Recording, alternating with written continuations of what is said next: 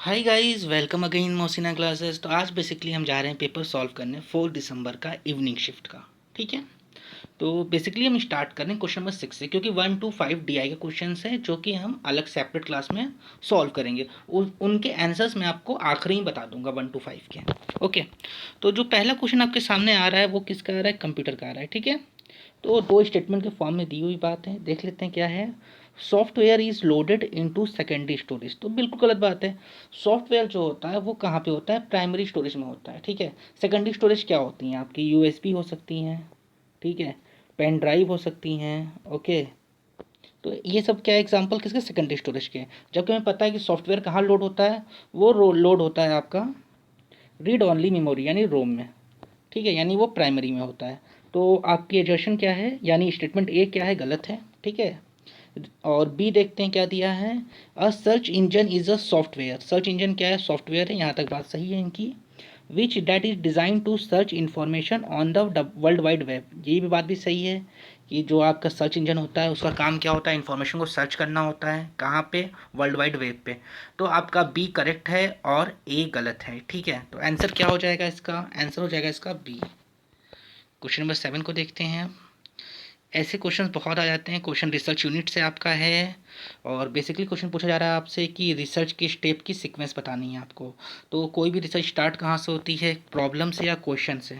ठीक है, तो पहली स्टेप क्या होगी? प्रॉब्लम या क्वेश्चन। ठीक है, तो ऑप्शन नंबर पहला कट गया, दूसरा कट गया। ठीक है, तो प्रॉब्लम करेंगे आप, फिर क्या करेंगे? लिटरेचर रिव्यू करेंगे, framework, result, discussion. Third C आपका सही है। हाँ सही है, ये एक जो सीक्वेंस दिख रही है वो पूरी प्रॉपर वे में दिख रही है। Problem, review of literature, conceptual framework, result, discussion. यानी थर्ड और फोर्थ जो है सेम ऑप्शन है। डेट्स वाई एनटीए ने क्या किया था कि आप थर्ड पे टिक करो या फोर्थ पे टिक टिक करो, दोनों ही आपके आंसर सही थे। यानी इसका आंसर क्या हो जाएगा? थर्ड भी हो जाएगा और फोर्थ भी हो जाएगा। ओके, तो याद रखिएगा कभी भी रिसर्च स्टार्ट कहाँ से होती है? क्वेश्चन से या प्रॉब्लम से। क्यों? क्योंकि जब तक आपके पास कोई सवाल नहीं होगा, कोई प्रॉब्लम नहीं होगी, तो आप रिसर्च कैसे करोगे? जैसे इस समय हमारी जो साइंटिफिक सोसाइटी है, यानी जो साइंटिस्ट हैं, वो किस पे रिसर्च कर रहे हैं? बेसिकली वो कर रहे हैं कोविड पे। ठीक है, कोविड क्या है? एक प्रॉब्लम, इसको हमें सॉल्व करना है थ्रू वैक्सीन या थ्रू मेडिसिन। तो ये क्वेश्चन नंबर 7 हो गया आपका। आगे बढ़ते हैं, क्वेश्चन नंबर 8 पे आते हैं। क्या है? As per the classical square of position A proposition given true, then which one of the following is correct. ठीक है, ए प्रीपोजिशन जो आपकी करेक्ट है, ट्रू है यानी। ओके, तो जरा इसका एक चार्ट छोटा सा बना लेते हैं समझने के लिए। यहाँ पे ए बन गया, ई बन गया, आई बन गया और ओ बन गया। यानी ए जो है आपका करेक्ट है, यानी ट्रू है। ए ट्रू होगा तो ई क्या होगा? ई फॉल्स होगा। ठीक है, ये क्या कहलाता है? ये कहलाता है कॉन्ट्री। ओके, तो आपका A proposition is given as true, तो ए ट्रू है तो आपको पता है कि ई क्या होगा? फॉल्स होगा। E preposition false, E preposition is false. यानी हमें पता है कि आंसर क्या होगा? फर्स्ट या थर्ड में से होगा। क्यों? क्योंकि सेकंड में क्या बोल रहे हैं? ई प्रीपोजिशन इज ट्रू, ये कभी पॉसिबल है नहीं, दैट्स वाई ये कट गया। और ई प्रीपोजिशन इज ट्रू, तो ये भी कट गया। यानी कि आपका सेकंड और फोर्थ आंसर नहीं हो सकता। आंसर या तो फर्स्ट होगा या थर्ड होगा। ठीक है, तो ये तो मालूम चल गया कि आपका जो होगा ए के ट्रू होने पे ई फॉल्स होगा। यहाँ तक तो बात समझ में आ गई हमें। अब आगे बढ़ते हैं। आई पी पोजिशन देखिए, जब ए ट्रू है तो आई भी क्या होगा? ट्रू होगा। ये क्या आता है? ये आता है आपका सब अल्ट्रेशन में। ओके, तो I P position is true. और ए जब ट्रू होगा तो ओ क्या होगा? फॉल्स होगा। ये तो नॉर्मल सी बात है, क्योंकि ये क्या आएगा? ये आएगा आपका कॉन्ट्रीडिक्टरी। तो आंसर आपका क्या हो जाएगा? 8 का फर्स्ट हो जाएगा। स्क्वायर ऑफ पोजीशन मैंने बहुत डिटेल में कराया है, आप जाके वीडियो देख सकते हो, वहाँ मैंने समझाया है चारों केसेस को। ठीक है, कौन कौन से? कॉन्ट्रडिक्टरी, कॉन्ट्री, सब कॉन्ट्री और सब अल्ट्रेशन को। ओके, और क्या रिलेशनशिप है ए आई ओ की, वो मैंने सेपरेट वीडियो बना के रखा हुआ है, वहाँ पे आपको मिल जाएगा। लॉजिकल रीजनिंग में। ठीक है, इंडियन लॉजिक तो उसका उसी के अंदर इंडियन लॉजिक भी आपको मिल जाएगा डिटेल में। तो ये हो गया आपका क्वेश्चन नंबर 8। हम लोग आगे चलते हैं, क्वेश्चन नंबर 9 पे आते हैं। ये बात कर रहे हैं about fuel cell. Fuel cell environmental friendly होती है। ठीक है, तो देखते हैं क्या क्या बोल रहे हैं। It is device that uses electrochemical reaction to produce electric current. हाँ बिल्कुल सही बात है, ये क्या करता है? ये इलेक्ट्रोकेमिकल रिएक्शन को यूज़ करता है और उससे प्रोड्यूस क्या करता है? इलेक्ट्रिक करंट, जिससे आपकी जो गाड़ी रहती है वो रन होती है। ठीक है, और positive electrode and negative electrode separated by A electrolyte. ये भी सही बात है आपकी, ये भी ट्रू। देखिए बहुत ज़्यादा ये साइंस का क्वेश्चन है, तो इसका मैंने एक नोवो कराया हुआ है जो इको फ्रेंडली फ्यूल वाला, उसमें आप देख सकते हो, वहाँ से आपको कॉन्सेप्ट क्लियर होगा। अब जब इसके अंदर आपको इलेक्ट्रोकेमिकल रिएक्शंस होता है तो इसको चार्ज करने की नीड नहीं होती जैसे कि आप बैटरीज को करते हो, तो सी जो है वो गलत है, ठीक है, यानी ए सही है और बी सही है। ओके, तो A and B only correct. आगे बढ़ते हैं हम लोग, क्वेश्चन नंबर 10 पे आ जाते हैं। ऐसे क्वेश्चंस भी आपको दिखे थे पेपर के अंदर। तो ये क्वेश्चन क्या था आपका, मैथ का क्वेश्चन था बेसिकली, ठीक है, जो कि मैथमेटिकल रीजनिंग में आया हुआ था आपका। तो यहाँ पे बोल क्या रहे हैं आपसे, what is the percentage profit gain by a vendor when he sell an article, ठीक है। तो पूछ रहे हैं कि वो कितना प्रॉफिट अर्न करेगा जब वो एक आर्टिकल बेचेगा।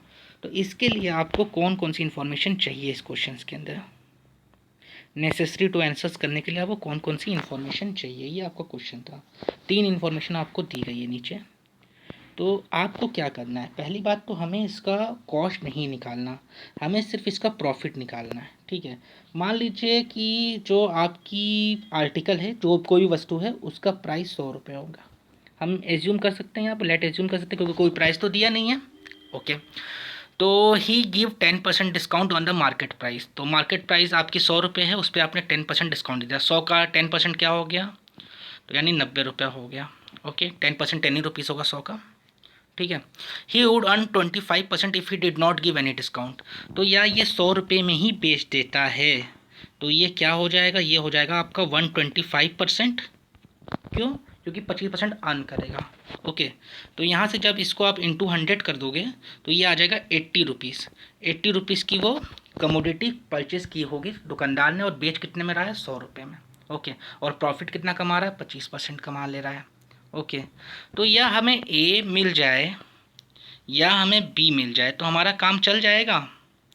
हाँ सर, हमारा काम चल जाएगा ए और बी से, क्योंकि हमें सिर्फ प्रॉफिट ही खोजना है, ठीक है।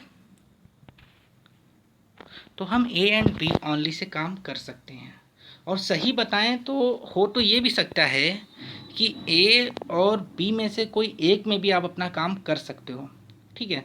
तो सी की तो कोई नीड ही नहीं है ना, सी तो बिल्कुल हटा दीजिए, आप काट दीजिए, सी की कोई नीड नहीं है आपको। तो ए और बी से आपका काम हो जाएगा, क्योंकि हमें सिर्फ प्रॉफिट निकालनी है। यहाँ पे हमें आर्टिकल के कॉस्ट से कोई भी मतलब नहीं है। और यहाँ पे हमने रिलेशनशिप इस्टेब्लिश कर लिया आपके सामने, ओके, कि वो चीज़ जो होगी 80 रुपये की होगी और 100 रुपीज़ हम सेल करके 25% प्रॉफिट अर्न कर रहे हैं। ओके, तो आगे बढ़ते हैं। ऐसे क्वेश्चन आपके एग्जाम में आएगा, डेट्स वाई आप ध्यान रखिएगा।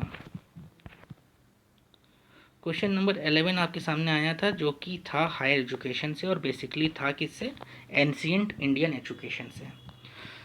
तो बहुत ही सिंपल क्वेश्चन था, थोड़ा सा जीके का पार्ट था आपको, और मैंने सेपरेट में भी कराया हुआ है, ठीक है। जो इंडियन हायर इंस्टीट्यूट है एंशिएंट इंडिया के, उसका वीडियो पड़ा है कहाँ पे, हायर एजुकेशन यूनिट के अंदर पड़ा हुआ है आपका। तो सबसे पहले हम सबसे इजी पे चलते हैं, ठीक है। सबसे इजी क्या है आपका, सारनाथ। सारनाथ किससे रिलेट करता है, बुद्धिज़्म से रिलेट करता है। महात्मा बुद्ध ने जब ज्ञान प्राप्ति की तो उसके बाद जो अपना पहला स्पीच दिया था वहाँ पे दिया था, सारनाथ के अंदर दिया था। तो सी का हो जाएगा 2। अजंता, हमें पता है अजंता इलोरा की गुफाएं जो हैं आर्किटेक्चर एंड पेंटिंग्स के लिए मशहूर हैं। डी का हो जाएगा 3rd, ठीक है। उज्जैन जो है हमारा एंशियंट जो एजुकेशन हब रहा है, और वो मशहूर किसके लिए था, वो मशहूर था आपका एस्ट्रोनॉमी के लिए। और तक्षशिला विश्वविद्यालय जो कि माना जाता है सबसे ओल्डेस्ट विश्वविद्यालय संसार में दुनिया के अंदर, वो मेडिसिन के लिए था, ठीक है। तो ये आपका बन गया मैच द कॉलम। तो देख लेते हैं हम लोग। तो ए का 4 हो जाएगा, ठीक है, और बी का 1 हो जाएगा, ओके। सी का जो हो जाएगा आपका 2nd, और डी का 3rd। तो आंसर आपका 4th हो जाएगा, ठीक है। ये मैंने पूरा बहुत डिटेल में कराया हुआ है, आप वहाँ पे वीडियो देख सकते हो। आगे बढ़ जाते हैं हम लोग। अब देखिए यहाँ पे जो क्वेश्चन आ गया, बहुत ही सिंपल सा क्वेश्चन आपका, फिर से मैच द कॉलम है, ठीक है। इसमें सब कुछ मिक्स किया गया। तो भीम तो हम सब जानते हैं यूनिफाइड पेमेंट इंटरफेस होती है, ठीक है। और उमंग जो है आपका, वो है single point of access to all government services, ठीक है, ओके। स्वयं लर्निंग प्लेटफॉर्म होता है, ऑनलाइन लर्निंग प्लेटफॉर्म, ठीक है। और ईबीज जो होता है वो होता है government to business services, okay. तो चलो देख लेते हैं क्या क्या है। तो उमंग हमने क्या बताया है, सिंगल पॉइंट ऑफ एक्सेस ए का 4 बताया है, ठीक है सर। बी का हमने बताया है थर्ड, ठीक है, बी का थर्ड हो गया। सी का हमने बताया है 1 और डी का हमने बताया है, डी का हमने क्या बताया है, डी का हमने बताया है 2, ठीक है। डी का 2 सिर्फ एक जगह दिया, सिर्फ स्वयं भी आपको पता हो तब भी आप आंसर टिक कर सकते हो, इसका आंसर थर्ड हो जाएगा आपका। आगे बढ़ते हैं हम लोग। अब देखिए यहाँ पे क्या दिया है कि by selling of 70 pencil for ₹90 a person make a loss of 25%, how many pencil. देखिए मैथ का क्वेश्चन है, ये बहुत ही सिंपल क्वेश्चन है। मैं एक सेपरेट लेक्चर में आपको मैथ का और टीआई का देख लूँगा क्वेश्चंस, ठीक है। फिलहाल मैं आपको इसका आंसर बता देता हूँ, 13 का सी होगा ₹105। ओके, तो मैं यहाँ पे जब मैथ बताऊंगा तो चैप्टर वाइज बताऊंगा, तो वहाँ आपको आराम रहेगा। यहाँ मैं बताऊंगा लेक्चर बहुत लंबा हो जाएगा आपका पेपर सॉल्व कराने वाला, और उतने अच्छे से आप समझ भी नहीं पाओगे, ठीक है। क्योंकि मेरा टारगेट होता है 45 मिनट में पेपर पूरा खत्म कर लूँ, और डीआई और मैथ में सेपरेट में करा लूँगा, तो वहाँ मैं डिटेल में अच्छे से बता पाऊंगा आपको, शॉर्ट ट्रिक्स भी और जो फॉर्मल तरीका होता है सॉल्व करने का वो भी। तो हम लोग आगे बढ़ते हैं 14वें क्वेश्चन के ऊपर। देखिए यहाँ पे क्या कर रहा है, which among the following is not related to qualitative research. और नॉट वगैरह बड़ा ध्यान रखिए, कई बार ऐसा होता है एग्जाम में कि हमें पता होता है आंसर, लेकिन हम नॉट वगैरह को इग्नोर कर जाते हैं और आंसर गलत गलत टिक कर लेते हैं। तो नॉट क्वालिटेटिव पूछ रहा है, तो बेसिकली पूछना क्या चाह रहा है ये, क्वांटिटेटिव रिसर्च कौन सी इसमें से। हमें पता है सर्वे जो होता है यहाँ पे नंबर्स होते हैं, नंबर्स हैं, तो ये क्या है, ये क्वांटिटेटिव है। तो ये क्वेश्चन नंबर क्या था, ये क्वेश्चन नंबर 14 था, आंसर क्या होगा, सर्वे मेथड। ओके, अब हम लोग आ जाते हैं, consider the following statement which reference to the proposition some girls are not student. देखिए यहाँ पे सब्जेक्ट क्या है, गर्ल्स है, ठीक है। प्रीडिकेट क्या है, स्टूडेंट है, ठीक है। अब पूछ क्या रहे हैं इसमें से, डिस्ट्रीब्यूशन ये पूछ रहे हैं, ठीक है। तो यहाँ मैंने डिस्ट्रीब्यूशन पढ़ाया हुआ है लॉजिकल के अंदर, ओके। तो ये केस कौन सा है, केस देख लेते हैं हम लोग। ये केस है आपका AEIO का, ओ का केस है ये, ओके। ओ में क्या होता है, जब सम गर्ल्स आर नॉट वाला केस है, तो सब्जेक्ट जो होता है वो डिस्ट्रीब्यूटेड नहीं होता है, और प्रीडिकेट जो होता है वो डिस्ट्रीब्यूटेड होता है। यानी हम कह सकते हैं predicate term student is distributed, सही बात है, और subject term girls is undistributed, ये भी सही बात है। यानी तीसरा और चौथा, ये कंडीशन मैंने किसकी बताई है, ओ की बताई। ई में क्या होता है, सब्जेक्ट और प्रीडिकेट दोनों डिस्ट्रीब्यूटेड होते हैं। ए में क्या होता है, सिर्फ सब्जेक्ट जो होता है वो डिस्ट्रीब्यूटेड होता है, ठीक है। और आई में दोनों डिस्ट्रीब्यूटेड नहीं होते हैं। ये मैंने एक वीडियो में अलग से ही बताया हुआ है, वहाँ पे आप देख सकते हो। सारे वीडियो आपको कहाँ मिलेंगे, एक ही जगह मिल जाएंगे, लॉजिकल रीजनिंग के प्लेलिस्ट के अंदर। तो डेट्स वाई उसको ज़रूर आप देखिएगा। फिलहाल तीसरा और चौथा आपका सही आंसर है। तीसरा और चौथा कहाँ पे दिया हुआ है, तीसरा और चौथा दिया हुआ है चौथे ऑप्शन में। तो हम लोग आगे चलते हैं इसके साथ ही। तो यहाँ पे बहुत ही सिंपल क्वेश्चन कम्युनिकेशन से पूछा गया है आपसे, select advantage of feedback in the process of communication. Feedback क्या करता है, फीडबैक क्यों होता है, सबसे बड़ा इंपॉर्टेंट पॉइंट फीडबैक के लिए क्या है, ऑब्जेक्टिव क्या है फीडबैक का, पूरे कम्युनिकेशन को क्लियरिफाई करता है फीडबैक, ठीक है। यानी कोई भी डाउट हो, कोई भी कन्फ्यूजन हो, दूर कौन करेगा, वो दूर करेगा फीडबैक आपका। तो 16 का आंसर थर्ड हो जाएगा आपका, ठीक है। आगे बढ़ते हैं हम लोग। अब थोड़ा सा अजीब सा क्वेश्चन आ गया था इन्वायरमेंट में ये, तो थोड़ा हमने देखा है सॉइल वगैरह से रिलेटेड क्वेश्चंस भी इन्वायरमेंट में इस बार आए थे, ठीक है। तो थोड़ा सा इन्वायरमेंट का प्लेलिस्ट में अपडेट करूँगा इसके अकॉर्डिंग। क्वेश्चन देखते हैं हम लोग क्या है, बेसिकली आपके सामने है, विच of the following sequence represent the correct order of soil particle arrange in term of particle size. तो पार्टिकल साइज के टर्म में हमें अरेंज करना है, स्मॉलेस्ट टू द लार्जेस्ट, सबसे छोटे से सबसे बड़ी तरफ चलना है। तो सबसे छोटा जो होता है वो क्ले होता है हमारा, क्या होता है हमारा, क्ले, ठीक है। और जो सबसे बड़ा होता है वो ग्रेवल होता है। ग्रेवल जो होता है वो निकलता है बेसिकली कहाँ से, लावा, ठीक है। जो लावा होता है वहाँ से ग्रेवल निकलता है आपका। सैंड जो होता है ग्रेवल से छोटा होता है, और सिल्ट जो होता है वो जो होता है सैंड से छोटा होता है, और सबसे छोटा क्या होता है, क्ले होता है, ठीक है, जो राख की तरह छोटा छोटा होता है, ओके। तो 17 का आंसर आपका थर्ड हो जाएगा। तो यहाँ पे साइज पूछी गई थी आपसे बेसिकली इन पार्टिकल्स की। सैंड जो होता है बहुत अच्छे से वाटर ऑब्जर्व करता है। तो आपने कई बार सुना होगा, जब क्रिकेट या आप देखते होगे तो बोलते होंगे कि वेस्ट इंडीज़ वगैरह मैच होता है तो कहते होंगे कि सैंड बेस्ड ग्राउंड है, डेट्स वाई ये जल्दी सूख जाएगा, क्योंकि इसकी ऑब्जर्विंग कैपेसिटी बहुत अच्छी होती है, पानी पानी को बहुत जल्दी ऑब्जर्व करता है सैंड आपका। ओके, तो आगे चलते हैं हम लोग 18वें क्वेश्चन पे। 18वां क्वेश्चन मैच द कॉलम है, बहुत ही सिंपल सा क्वेश्चन है आपका। सेक्रीफाइस करने का मतलब क्या होता है कि आप किसी की हेल्प कर रहे हो विदाउट एनी सेल्फिश मोटिव, ठीक है। सिंसियर का मतलब क्या होता है आपका, अ, कि आप वर्क जो है वो टाइम पे कर दे रहे हो, ठीक है। और सेल्फ कंट्रोल क्या होता है कि इंडिविजुअल माइंड और एक्शन पे आपके कंट्रोल है। और एल्ट्रुइज्म क्या होता है, शोइंग लव एंड अफेक्शंस, ठीक है। यानी कि जो दया दिखाने की जो आपकी इच्छा होती है उसको हम कहते हैं एल्ट्रुइज्म। तो ये आपका आंसर हो गया। तो सेक्रीफाइस का क्या होगा, ए का 4 हो जाएगा, ए का 4, ठीक है। और बी का हो जाएगा आपका 1, सी का हो जाएगा आपका सेकंड, और डी का हो जाएगा आपका थर्ड। बिल्कुल सही आंसर 2। अब हम लोग आगे चलते हैं। देखिए अब ये क्वेश्चन आपका बिल्कुल जीके का था, ठीक है।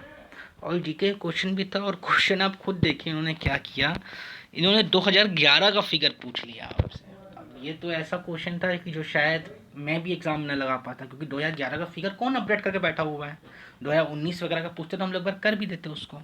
तो फिलहाल क्वेश्चन नंबर 19 है, और इसका आंसर जो होगा आपका 102 एंड 515 ओनली होगा। तो ये क्वेश्चन जो ऐसा था कि जो शायद आपसे या हमसे नहीं बन पाता एग्जाम में, क्योंकि उन्होंने 2011 पूछ लिया था। एक तो क्वेश्चन ऐसा रहेगा, लेकिन मेजोरिटी ऑफ द क्वेश्चन जो रहते हैं वो बहुत ही सिंपल रहते हैं, जो मैं आपके सामने सॉल्व कर रहा हूँ पूरा paper.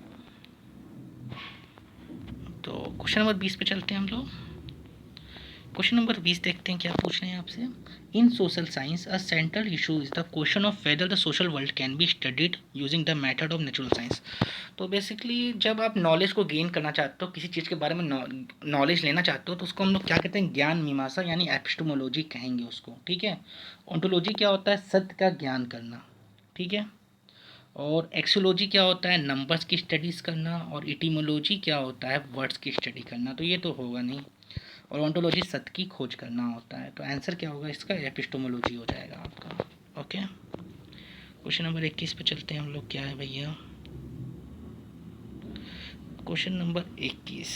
Okay, government of India establish higher education statutory body on ensure quality of education. बिल्कुल सही बात है। गवर्नमेंट ऑफ इंडिया ने बहुत सारे हायर एजुकेशन की बॉडीज़ को इस्टेब्लिश किया, जैसे यूजीसी आपका है, नेक आपका है, बहुत सारी इसी तरह बॉडीज़ हैं। तो ये बात तो सही है। क्यों करना पड़ा, there are some education institute in India which do not provide quality education. हाँ, एक रीज़न तो ये है कि कुछ ऐसे इंस्टीट्यूट हैं जो कि क्वालिटी एजुकेशन नहीं प्रोवाइड कर रहे थे। डैट्स वाई हमें एक बॉडी डेवलप करनी पड़ी है। ओके, तो इसका आंसर क्या हो सकता है, ए हो सकता है। ए लगाया था यूजीसी ने, यानी एनटीए ने अपने आंसर की के अंदर। तो वही आंसर आप मान लीजिए। तो ए ही इसका आंसर था एनटीए के द्वारा। हम लोग आगे चलते हैं। Regarding e governance which of the following statement is are correct. तो इसमें से कौन सी स्टेटमेंट करेक्ट है, तो देखते हैं भैया। Decreasing transparency is an ICT enabled advantage of e governance. देखिए ई गवर्नेंस क्या होता है, वो इंक्रीज़ करता है ट्रांसपेरेंसी, यानी आपके मोबाइल पे या आपके कंप्यूटर पे वो सारी इन्फॉर्मेशन आ जाती है ई गवर्नेंस के थ्रू, ठीक है। यानी बार बार आपको ऑफिस नहीं जाना पड़ता सरकारी। तो इससे बेसिकली होता क्या है कि ट्रांसपेरेंसी बनी रहती है। तो ये स्टेटमेंट जो आपकी 22 का ये गलत है। E governance is related to the implementation of ICT in a governance process and function. सही बात है। Common service CSS help in providing and using e governance related service, ठीक है। तो सी का तो पता नहीं है हमें, बी सही बात है आपकी, और ए गलत बात है आपकी। तो ए कहाँ पे है, ए आपको सब जगह मिल गया। ए काट दीजिए आप, आंसर आपका दूसरा हो जाएगा। अब हम लोग तीसरा देख लेते हैं। CSC help in providing and using e governance related service. तो इसको आप नोट डाउन भी कर सकते हो। CSC जो है हेल्प करता है प्रोवाइड करने में ई गवर्नेंस को रिलेटेड सर्विस इन इंडिया, ठीक है। मे भी ये एक अलग क्वेश्चन में आगे जाके ये पूछ सकते हैं। ओके, इस तरह भी आप आंसर टिक कर सकते हो बहुत ही ईजी वे में। तो मैं आपको सारी ट्रिकें बता रहा हूँ, ठीक है, कि आप कैसे पेपर को ईजिली सॉल्व कर सकते हो। आगे चलते हैं हम लोग, क्वेश्चन नंबर 23 पे चलते हैं। देखिए, तो ये क्वेश्चन भी बहुत इंपॉर्टेंट है। Select the period in which India become the centre of higher learning. तो हायर लर्निंग जो इंडिया में बना था गुप्ता पीरियड, ठीक है। गुप्ता पीरियड में ही हायर लर्निंग, जो उस समय जो आपकी नालंदा विश्वविद्यालय वगैरह था, वो बहुत ज़्यादा फ्लोरिश हुए थे और बहुत ज़्यादा फेमस हुए थे अपनी एजुकेशन क्वालिटी को लेकर। बहुत सारे फॉरेन से स्टूडेंट आते थे, ठीक है। तो गुप्ता पीरियड के साथ ही बुद्धा पीरियड भी अटैच होता है, ठीक है। लेकिन किसके डायनेस्टी में हुआ था, वो गुप्ता पीरियड के डायनेस्टी में हुआ था, ठीक है। और बुद्धिज़्म जो अप्रोच था, जो स्टडी करा रहा था आपका, ओके। सबसे वर्स्ट सिनेरियो माना जाता है मुगल के अंदर, इंडियन जो एंशियंट स्टडीज़ है, और ब्रिटिश के अंदर, ठीक है। दोनों आ जाए तो आप मुगल को टिक कर देना। 2019 जून में ये क्वेश्चन आया था आपको, तो मुगल उसका आंसर था कि वर्स्ट कहाँ पे था, ओके। तो थोड़ा मुगल में ये माना था कि धार्मिक एजुकेशन ज़्यादा दी गई थी और बाकी जो थी साइंटिफिक उस पर कम ध्यान दिया गया था, दैट्स वाई मुगल को जो है वर्स्ट मानते हैं। और कुछ लोग ब्रिटिश को भी मानते हैं, बट एनटीए ने जो आंसर दिया था वो मुगल को दिया हुआ था। खैर हम लोग आगे चलते हैं। अब देखिए ये आपका सॉइल का क्वेश्चन फिर से आ गया है, ठीक है। तो 24 का आंसर क्या होगा, 24 का आंसर होगा पहला। तो देख लेते हैं हम लोग, ये आपका दिया है, तो एक मिनट, तो ए का 4 हो जाएगा आपका हिस्टोसोल्स जो होती है, soil order consisting of soils with a thick upper layer of organic matter, ठीक है। तो जो इसमें होता है कि ये जो सॉइल होती है इसके थिक अपर लेयर होता है, ऑर्गेनिक मैटर इसके अंदर होता है, ठीक है। बी का 1 हो जाएगा आपका andisols, soil order that include soil form a volcanic ash. Volcanic क्या हो गया, जो मैंने आपसे बोला था लावा जो फूटता है आपका उससे। तो ये हो गया आपका, सी का हो गया गैली सोयल। तो सी का 2 है आपका soil order of cold region including soil underline by permafrost, ठीक है। तो ये कहाँ पे होता है, कोल्ड रीजन्स के अंदर होता है। और डी का था थर्ड आपका soil order consisting of soils of dry climate. तो ड्राई क्लाइमेट में बेसिकली होता है। एक बार मुझे लग रहा है सोयल पे थोड़ा सा एक लेक्चर बनाना ही पड़ेगा, ओके, तभी चीज़ें क्लियर हो पाएंगी, ऐसे हो नहीं पाएंगी आपको, ठीक है। अभी तक हम लोगों ने सिर्फ रेड सोयल, एलुवल सोयल ये सब पढ़ा हुआ है, यहाँ पे एक डिफरेंट ही इसका पूरा फॉर्म दे दिया था क्वेश्चंस के अंदर। तो डेट्स वाई ये भी ज़रूरी है, तो इसके बारे में हम डिस्कस करेंगे कब, जब सोयल का वीडियो बनाएंगे तब। फिलहाल आगे चलते हैं। तो ये आपका इंडियन लॉजिक आ गया, यहाँ पे बहुत ही सिंपल सा क्वेश्चन आपके सामने आ गया। द एबो example in classical Indian school of logic is case of. अच्छा, तो भाई स्टेटमेंट कहाँ, स्टेटमेंट ऊपर है। देवदत्त जो है वो मोटा है और he does not eat during the day, और दिन में वो नहीं खाता। तो हम जब नोन से जाते हैं अननोन के पास, ठीक है, नोन से जाते हैं अननोन के पास, ओके। हमें ये फैक्ट पता था कि देवदत्त मोटा है और दिन में नहीं खाता, इसका मतलब क्या हुआ, बचा क्या, रात, तो वो रात को खाता है, ठीक है। तो यही हम क्या यूज़ कर रहे हैं, ये यूज़ कर रहे हैं अर्थपति, ठीक है। और अर्थपति को ही हम इंग्लिश में क्या कहते हैं, इम्प्लीकेशन भी कहते हैं, जी हाँ कहते हैं। तो यही इसका आंसर हो जाएगा, नोन से अननोन के पास जा रहे हैं। तो ये नॉर्मली जो होता है मर्डर मिस्ट्री वगैरह सॉल्व करने में हेल्प करता है।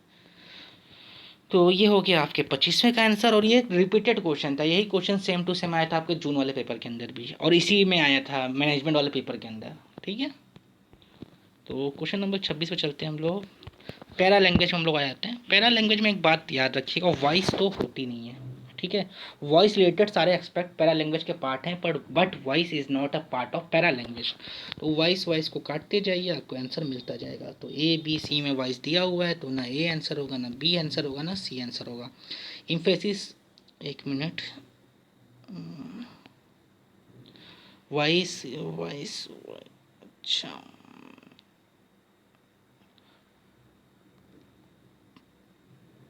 विच of the following group has the combination of para language communication, okay. थोड़ा यहाँ पे मसला कन्फ्यूजिंग हो गया है, वॉइस इसमें भी दिया है, चारों के अंदर वॉइस आपका दिया हुआ है, ठीक है। तो ये थोड़ा सा कन्फ्यूजिंग क्वेश्चन है, क्योंकि voice is not a part of para language communication, but NTA ने इसका आंसर लगाया था पहला, तो आंसर इसका 1 लगाया था एनटीए ने। बट क्योंकि voice is not a part of paralanguage, तो that's why I am not sure about that, okay. कैसे उन्होंने 1 आंसर लगा दिया था, मे बी री आंसर की में चेंज किया हो तो मुझे नहीं पता, बट यहाँ पे आंसर ए नहीं होना चाहिए, ओके। तो ये कंफ्यूजिंग क्वेश्चन है, डेट्स वाई इसको हम लोग स्किप करते हैं। आगे बढ़ते हैं हम लोग फिलहाल।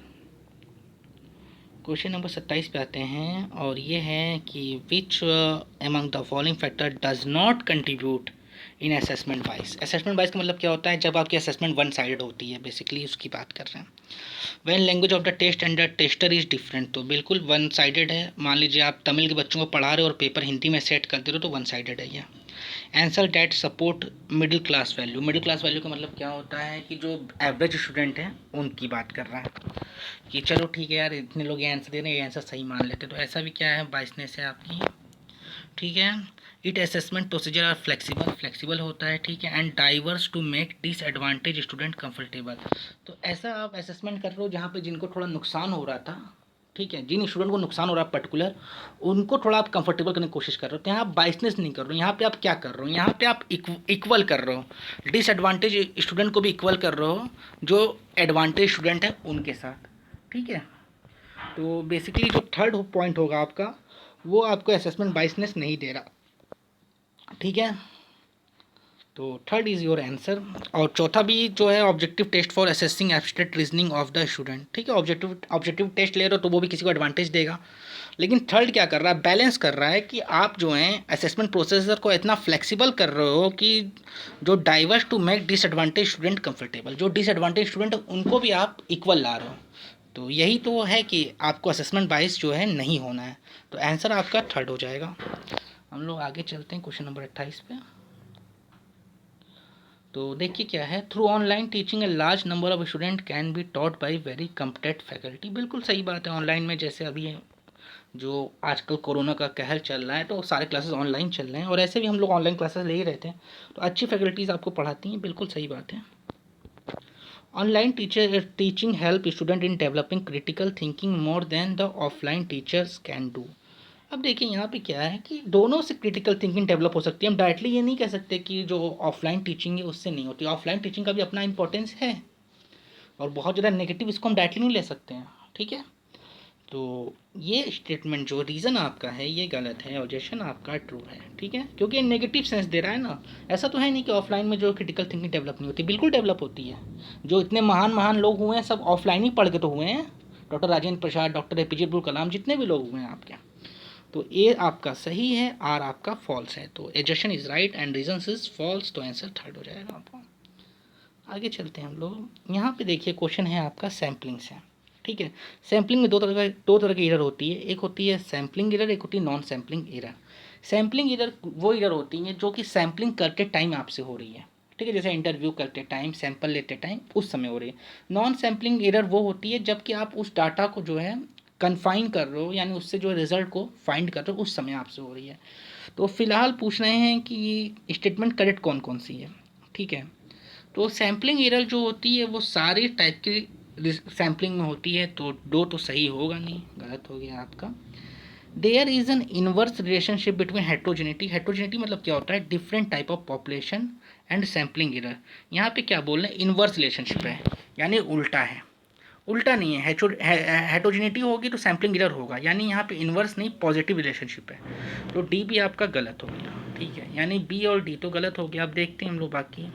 Sampling related error is subsumed under the category of non sampling error. देखिए सैम्पलिंग एरर जो होता है वो माना जाता है सब पार्ट ही होता है किसका, आपके नॉन सैम्पलिंग एरर, यानी नॉन सैम्पलिंग एरर जो है बड़ी यूनिट है और उसकी छोटा सा पार्ट जो है सैम्पलिंग रिलेटेड एरर है। ये बात आपकी सही है, ये सही है आपका। और सी देखते हैं, inaccurate sampling frame and non response. Non response मैंने बोला ना कि जब आप सैम्पलिंग कर रहे हो वहाँ प्रॉब्लम हो रही है आपसे, किस आपको रिस्पॉन्स ही नहीं मिल रहा है, ओके। और सैम्पलिंग फ्रेम जो आप इन एक्यूरेट सैम्पलिंग फ्रेम वगैरह कर रहे हो, ये सब किससे रिलेट करता है, example of sampling related error. बिल्कुल सही बात है ये। तो first and third is your right answer, ठीक है। पहला और तीसरा सही है आपका। तो ए एंड सी ओनली, क्योंकि बी और डी तो हो ही नहीं सकता। और मान लीजिए आपको बी और डी तो पता था कि बी और डी नहीं हो सकता, या सिर्फ उतना ही पता होता तो आप कैसे आंसर करते हैं। डी बी आपको हर जगह मिल गया, हर जगह मिल गया, तो वो आपके तो आंसर हो नहीं सकते थे। दूसरा तीसरा चौथा तो आपका आंसर हो ही नहीं सकता था, तो आप पहले पे टिक कर जाते हैं, ठीक है। आपका तीसरा क्वेश्चन आ गया, which among the following is not a component of effective teaching. तो इसमें से कौन सा जो है not a component of effective teaching है, ओके। देखते हैं। Questioning to check for the understanding of student, तो ये इफेक्टिव मोड है, बिल्कुल है सर। प्रोवाइडिंग स्टूडेंट फीडबैक, बिल्कुल टू वे कम्युनिकेशन फीडबैक होना ही चाहिए। Being flexible about how long it taken to learn, हाँ समझने में जितना भी टाइम लग जाए क्लासेस को लंबा आप कर सकते हो। रिएक्टिव नहीं प्रोएक्टिव होना चाहिए, चौथा आपका नहीं है, ठीक है। प्रोएक्टिव मतलब क्या होता है, पहले से तैयार रहना। रिएक्टिव मतलब क्या होता है, प्रॉब्लम सामने आने पे करना कुछ, ठीक है। तो रिएक्टिव मोड में नहीं आना चाहिए आपको कभी। तो ये क्या है, चौथा जो है वो नेगेटिव है, और चौथा ही आपका आंसर है इसका, ठीक है। तो D is your answer. Okay, तो हम लोग आगे चलते हैं। Identify do not contribute to the effectiveness of teaching from the option. जो कंट्रीब्यूट नहीं करता इफेक्टिव टीचिंग में, देखते हैं क्या है। Socio economic background of teacher क्या है, इससे कोई मतलब नहीं है, कोई कंट्रीब्यूशन नहीं करता, सही बात है। टीचर सब्जेक्ट नॉलेज करता है, teacher skill in pleasure of the student, खुश करना, इसका कोई मतलब नहीं है। टीचर पर्सनल कॉन्टेक्ट, कोई मतलब नहीं है, ठीक है। टीचर सब्जेक्ट नॉलेज करता है, जब हमसे पूछा क्या जा रहा है डू नॉट, ठीक है, तो पहला दूसरा और चौथा आपका आंसर हो जाएगा ABD, ठीक है।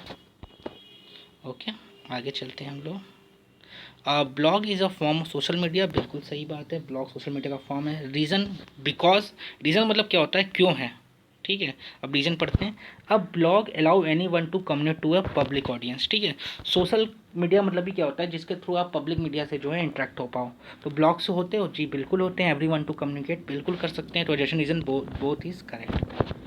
तो both A and R true and R is the correct explanation of A, बिल्कुल सही बात है, ये इसका आंसर पहला हो गया आपका। चलिए आगे चलते हैं हम लोग।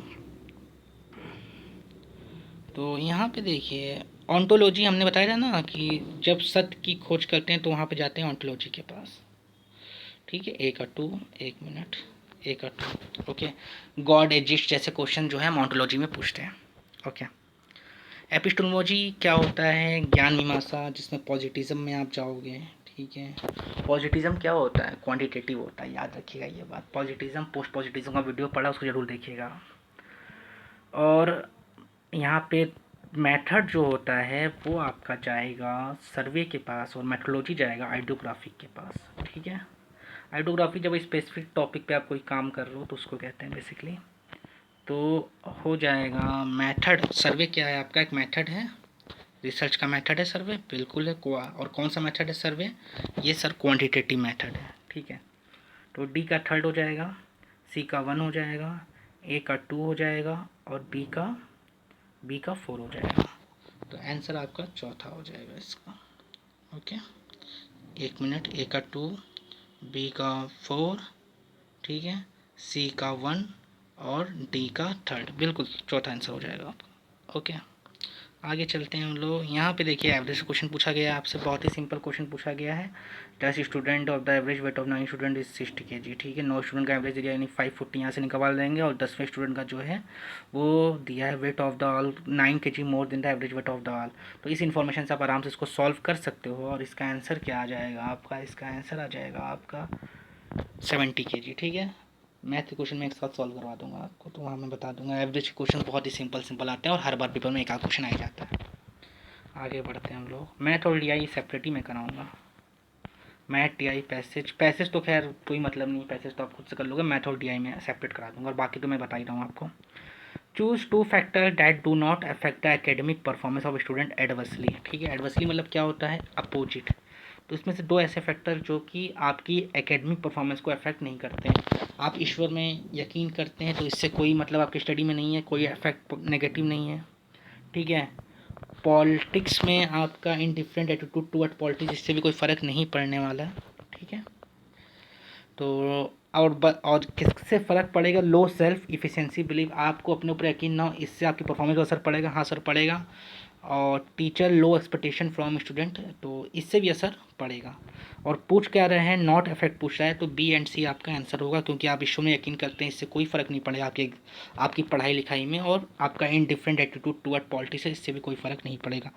B and C is your right answer, तो second is your right answer. आगे बढ़ते हैं हम लोग। अब ये आपका आ गया क्या, एलिगेशन एंड मिक्सचर, ओके। तो एलिगेशन मिक्सचर में करते क्या है, 2 क्वांटिटी को मिक्स करते हैं, ठीक है। जैसे यहाँ पे वेंडर है तो उसने 2 क्वांटिटी को मिक्स किया। In what ratio must be a vendor mix two varieties of sugar worth ₹60 and 78। हल्का सा बता देता हूँ, एलिगेशन मिक्सचर में बहुत अच्छे से भी कराऊंगा आपको। तो यहाँ पे क्या है आपका 60 और 78, ये 2 क्वांटिटी को आपने मिक्स कर दिया, ठीक है, ओके फाइन। और फिर इसके बाद आपने इसको सेल किया 76.8 पर केजी।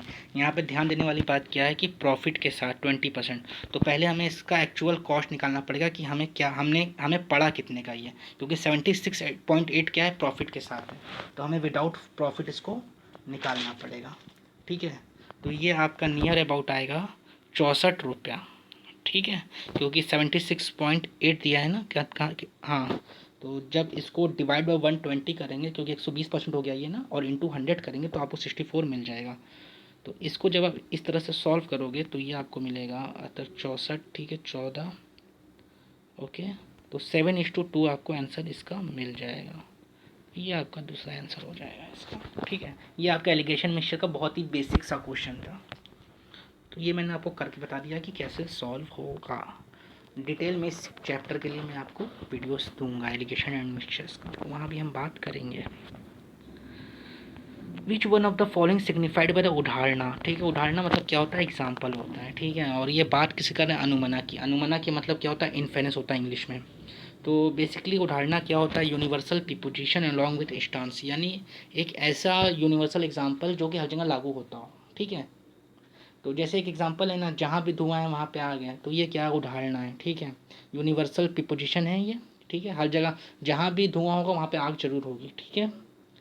अलॉन्ग विथ एक्सटेंस, यानी एक एग्जांपल भी आप ले रहे हो कि इसी तरह आप मान लो, फॉर एग्जांपल यूनिवर्सल है, फॉर एग्जांपल मान लेते हैं कि जहाँ पे धुआं है, ओवन का एग्जांपल आप ले लो, तो वहाँ पे भी आपको मिल जाएगा, धुआं है तो आग वाला, ओके। तो उदाहरण जो होगा इसका डी होगा, ओके।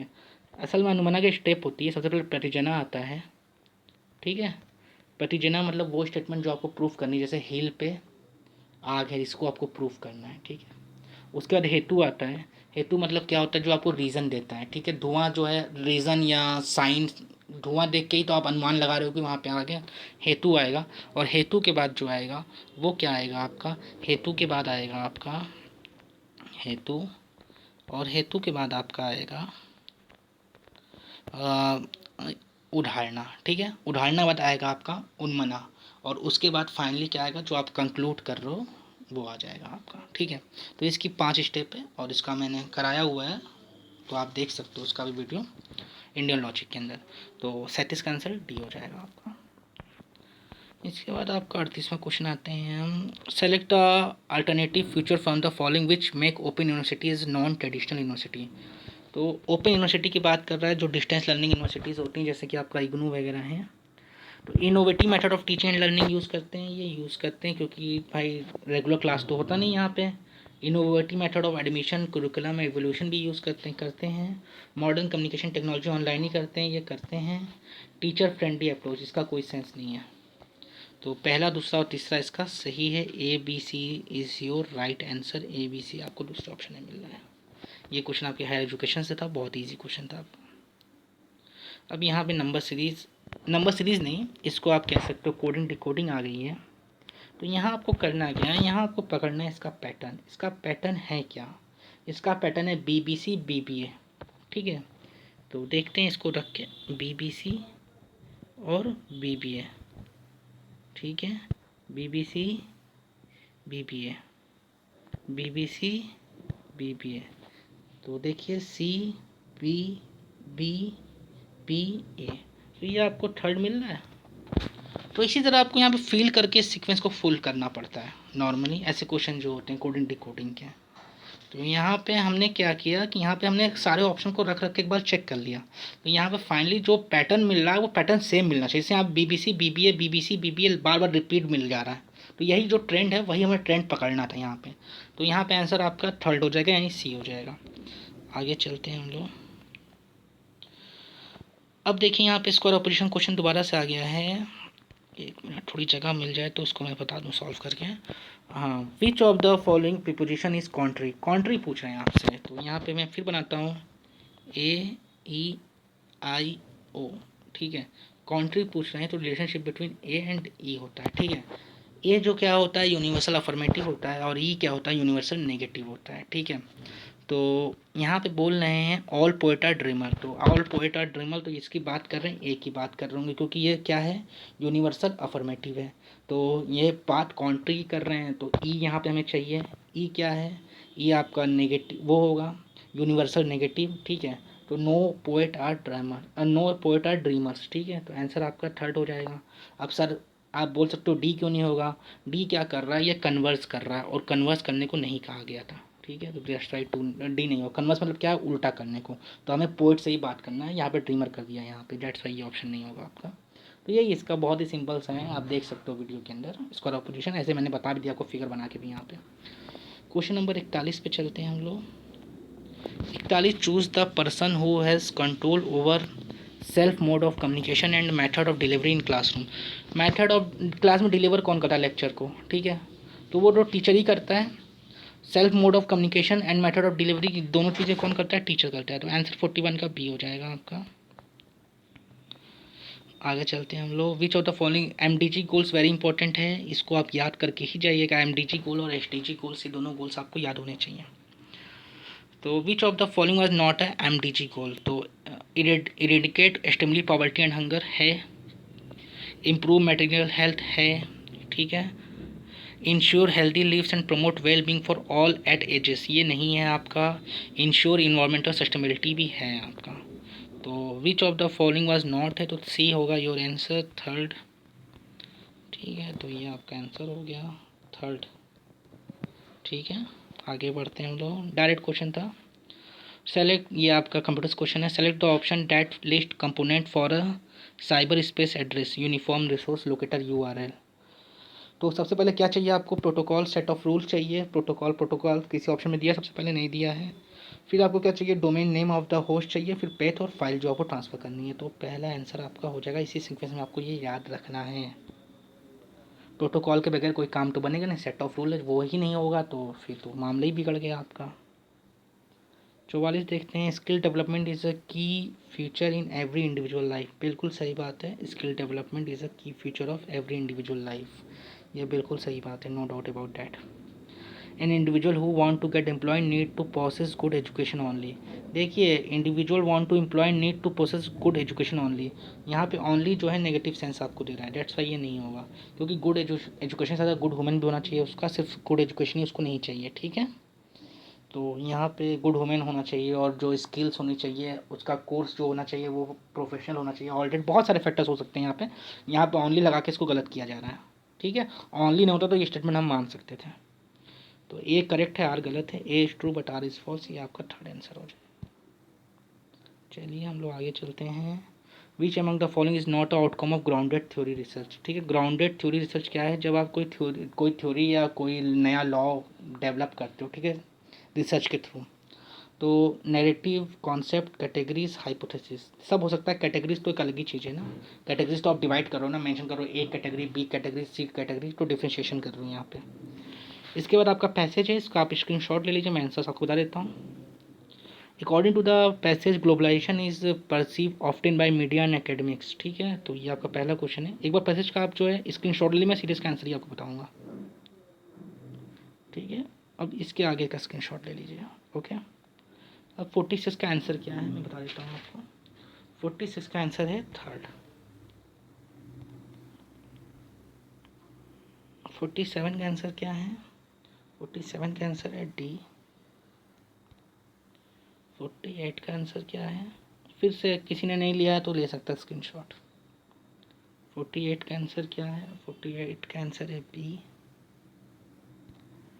49 का आंसर क्या है, 49 का आंसर है बी। 50 का आंसर क्या है, 50 का आंसर है सी, यानी ग्लोबलाइजेशन, ठीक है। अब आपका बच क्या गया, आपका बच गया है डी आई। तो डी आई के मैं आंसर बता देता हूँ अब जल्दी जल्दी, ठीक है। बहुत ही ईजी डी आई थी इस दिन, जो आपके पेपर के अंदर आई थी।